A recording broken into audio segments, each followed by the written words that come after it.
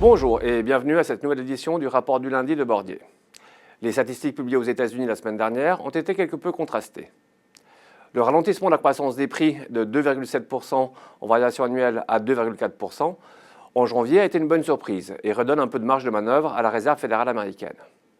En revanche, l'état de santé du consommateur est moins rassurant. Comme on le voit sur le graphique de gauche, les ventes de détail ont stagné au mois de janvier par rapport au mois précédent et ont déçu. De plus, le rebond, ici à droite, du nombre d'emplois créés au mois de janvier est à prendre avec des pincettes.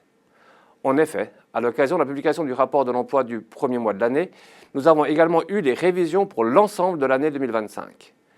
Après révision, le nombre d'emplois créés mensuellement est passé en moyenne de 48 000 à seulement 15 000. Or, une croissance sans emploi, dans une économie où 70% de la richesse vient de la consommation, ne semble pas durable ou est pour le moins fragile.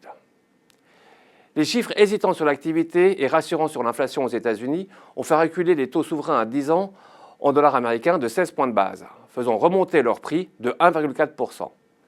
Les taux reculent un peu moins en euros, permettant néanmoins aux obligations souveraines européennes d'afficher une solide performance de plus 0,8%. L'indice dollar souffre de ces baisses de taux et se déprécie de 0,7%, permettant alors de rebondir de 1,1%. La baisse du dollar profite également aux actions émergentes. En progression de 3,2%, les marchés émergents font mieux que les US en baisse de 1,4% et que l'Europe plutôt stable. Notons au passage que depuis le début de l'année, sur les marchés américains, les obligations font désormais mieux que les actions. Cette semaine, aux États-Unis, nous attendons la publication de la confiance des directeurs d'achat, les PMI, dans le secteur manufacturier et dans celui des services. Nous aurons également la publication de nombreuses statistiques sur le secteur immobilier, la production industrielle et la croissance du PIB au dernier trimestre 2025. Dans la zone euro, nous aurons également les PMI manufacturiers et des services, ainsi que la production industrielle.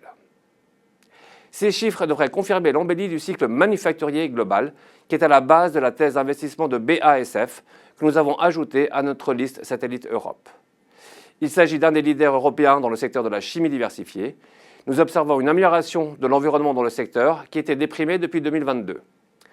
La société BASF devrait en particulier bénéficier de la montée en puissance de son site en Chine, de la normalisation de ses investissements et de la finalisation de son programme de réduction des coûts. BASF est d'après nous bien positionné dans un scénario de reprise cyclique soutenu par le plan allemand et par une valorisation qui reste 15% inférieure à sa moyenne historique sur 10 ans. C'est tout pour aujourd'hui, je vous remercie de votre attention et vous dis à la semaine prochaine.